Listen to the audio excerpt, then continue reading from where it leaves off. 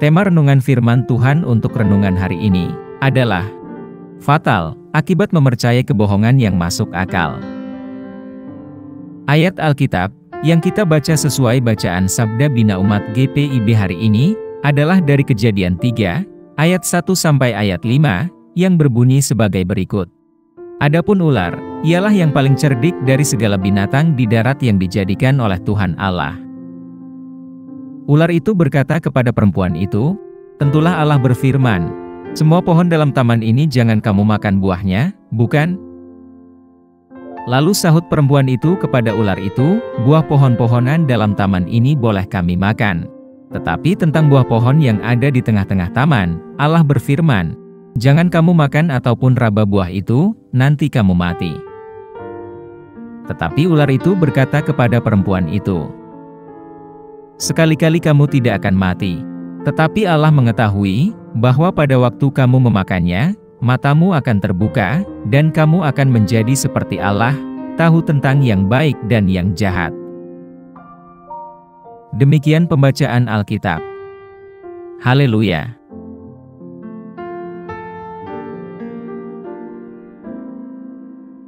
Apa isi firman Tuhan ini dan tentang apa? Kejadian 3, ayat 1 sampai ayat 5, menggambarkan kejatuhan manusia, dan memperkenalkan konsep dosa awal ke dalam dunia. Bagian itu dimulai dengan pengenalan tentang ular, yang digambarkan sebagai hewan liar yang paling licik, yang pernah diciptakan Tuhan. Ular itu berbicara kepada Hawa, dan mempertanyakan perintah Tuhan untuk tidak makan dari pohon pengetahuan tentang yang baik dan yang jahat. Ular menyarankan bahwa jika mereka makan dari pohon, mereka tidak akan mati, tetapi menjadi seperti Tuhan, mengetahui yang baik dan yang jahat. Bagian itu diakhiri dengan Hawa menyerah pada godaan, dan memakan buah itu, yang menyebabkan Adam juga ikut memakan buah itu, dan keduanya menyadari bahwa mereka telanjang. Pada saat perikop ini ditulis, orang-orang Yahudi sangat memahami pentingnya ketaatan pada perintah-perintah Allah. Tuhan telah menciptakan dunia yang sempurna, dan Adam dan Hawa tinggal di Taman Eden, di mana mereka memiliki semua yang mereka butuhkan atau inginkan, dengan sebuah pengecualian. Tuhan telah memberi mereka satu perintah, untuk tidak makan dari pohon pengetahuan tentang yang baik dan yang jahat. Perintah ini dirancang untuk menguji kepatuhan mereka kepada Allah, dan untuk mengajari mereka perbedaan antara yang benar dan yang salah. Ular melambangkan pencobaan dan iblis, yang berusaha menipu dan menyesatkan umat manusia. Kata-kata licik ular menentang perintah Tuhan, dan menaburkan keraguan dalam pikiran Hawa. Ini adalah contoh pencobaan pertama di dalam Alkitab, dan ini menjadi panggung bagi pergumulan yang berkelanjutan, antara yang baik dan yang jahat sepanjang sejarah manusia.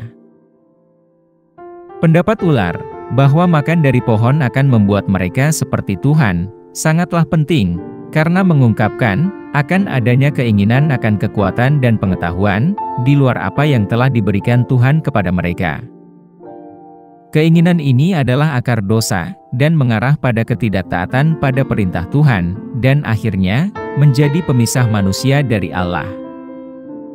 Bagian ini menyoroti konsekuensi dari ketidaktaatan, dan bahaya menyerah pada godaan yang menarik dan masuk akal. Keputusan Hawa untuk memakan buah larangan, nantinya, melambangkan pemberontakan melawan otoritas Tuhan, dan keinginan untuk terlepas dari Tuhan. Keputusan Adam untuk mengikuti pimpinan Hawa menunjukkan pengaruh dan kuasa pencobaan, yang datang dari pasangannya. Tindakan mereka berdua, mengakibatkan hilangnya kepolosan dan pengetahuan tentang yang baik dan yang jahat, yang menyebabkan rasa malu, dan kesadaran akan ketelanjangan mereka. Bagian ini juga menyoroti pentingnya tanggung jawab pribadi.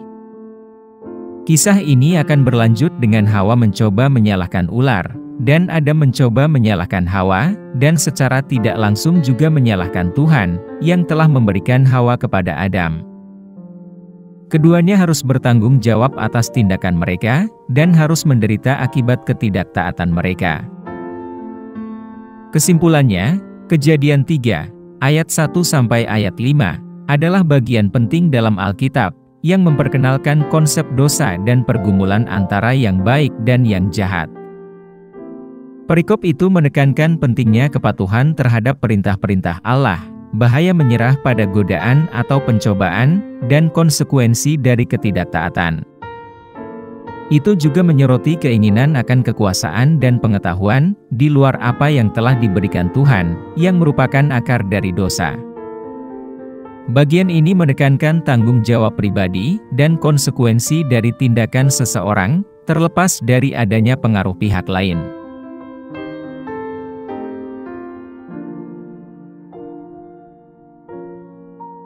Apa pesan Tuhan untuk kita? Kisah ini membawa beberapa pesan, dan menggambarkan keinginan dari Tuhan yang relevan dengan kita hari ini. Pertama, kisah ini menekankan pentingnya ketaatan pada perintah Allah. Tuhan telah memberi Adam dan Hawa satu perintah, untuk tidak makan dari pohon pengetahuan tentang yang baik dan yang jahat, tetapi mereka memilih untuk tidak menaatinya. Demikian pula, dalam konteks kita saat ini, Tuhan ingin agar kita mematuhi perintah-perintah-Nya dan mengikuti kehendak-Nya, bahkan ketika kita mungkin saja tergoda untuk melakukan sebaliknya. Kedua, kisah ini menyoroti bahayanya percaya pada kebohongan iblis. Ular itu berjanji kepada Hawa, bahwa jika dia makan dari pohon itu, dia akan menjadi seperti Tuhan, mengetahui yang baik dan yang jahat. Namun, ini adalah kebohongan, dan itu menyebabkan konsekuensi bencana baginya, dan seluruh umat manusia. Demikian pula, dalam konteks kita saat ini, Tuhan ingin kita membedakan, dan tidak percaya pada kebohongan iblis, bahkan jika itu mungkin tampak menggoda, dan masuk akal pada saat itu. Ketiga, cerita itu menunjukkan kepada kita konsekuensi dari dosa.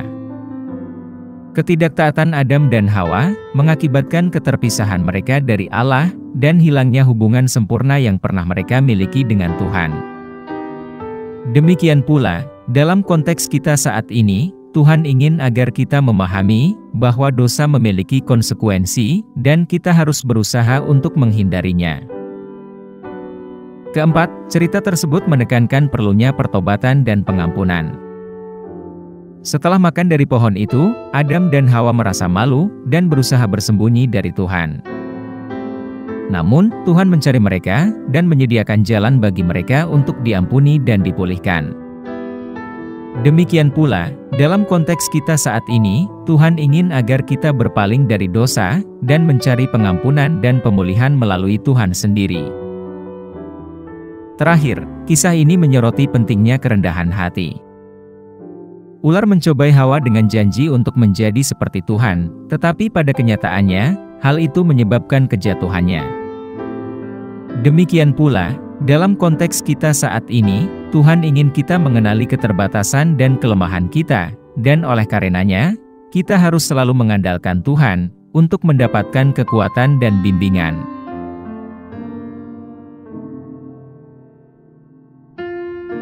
Apa yang harus kita terapkan dalam kehidupan kita?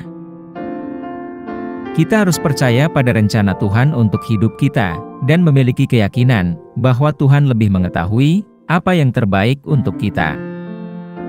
Kita harus waspada terhadap kebohongan iblis yang biasanya sangatlah menggoda. Ular dalam kisah ini menggunakan tipu daya untuk menyesatkan Hawa. Demikian pula, iblis sering menggunakan kebohongan dan setengah kebenaran untuk menipu kita dan menjauhkan kita dari rencana Tuhan. Kita harus waspada terhadap sesuatu yang menggoda, dan selalu waspada akan kemungkinan adanya rencana iblis di balik godaan itu. Kita harus selalu mengandalkan kekuatan Tuhan. Ketika kita dihadapkan pada pencobaan, kita mungkin merasa lemah dan tidak berdaya. Namun, Tuhan berjanji akan memberi kita kekuatan untuk menolak godaan jika kita mengandalkan Dia. Kita hendaknya berdoa memohon pertolongan Tuhan, dan percaya pada kekuatan-Nya untuk mengatasi godaan apapun yang menghadang di depan kita.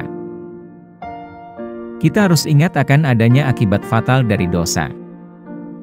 Kisah dalam Kejadian 3 mengingatkan kita bahwa dosa memiliki akibat yang serius, baik bagi diri kita sendiri, maupun bagi orang lain. Kita harus mengingat hal ini, ketika kita tergoda untuk mengejar kekuasaan dan pengetahuan, melebihi apa yang Allah izinkan, dan ingatlah bahwa akibat dari ketidaktaatan, tidaklah sepadan dibandingkan berkat Tuhan untuk sebuah ketaatan. Kita harus mencari hikmat dari Tuhan.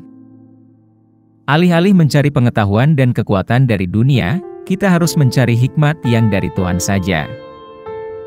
Dia berjanji memberi kita hikmat yang kita butuhkan, untuk membuat keputusan yang bijak, dan hidup sesuai dengan rencananya. Singkatnya, kita harus percaya pada rencana Tuhan, waspada terhadap kebohongan iblis, mengandalkan kekuatan Tuhan, dan mengingat konsekuensi dosa, serta mencari hikmat dari Tuhan, agar tidak tergoda oleh tawaran dunia ini, untuk memiliki kekuatan dan pengetahuan lebih dari yang Tuhan izinkan.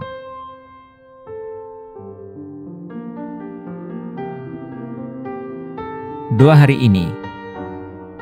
Tuhan Yesus, tolong bantu kami untuk mematuhi perintah Tuhan, dan hanya mengikuti kehendak Tuhan.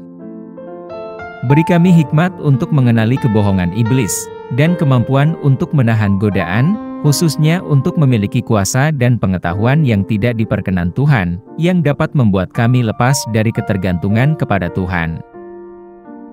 Bantu kami untuk memahami konsekuensi dosa, dan berusaha terbebas dari kuasa dosa. Ampuni kami, ketika kami gagal mentaati Tuhan, dan bantu kami untuk selalu mengandalkan Tuhan, dalam mendapatkan bimbingan dan kekuatan. Kami berdoa agar hubungan kami dengan Tuhan selalu intim, dan kami tidak akan pernah terpisah dari Tuhan. Kami pohonkan doa ini dalam nama Yesus Kristus, Tuhan dan Juru Selamat kami. Amin.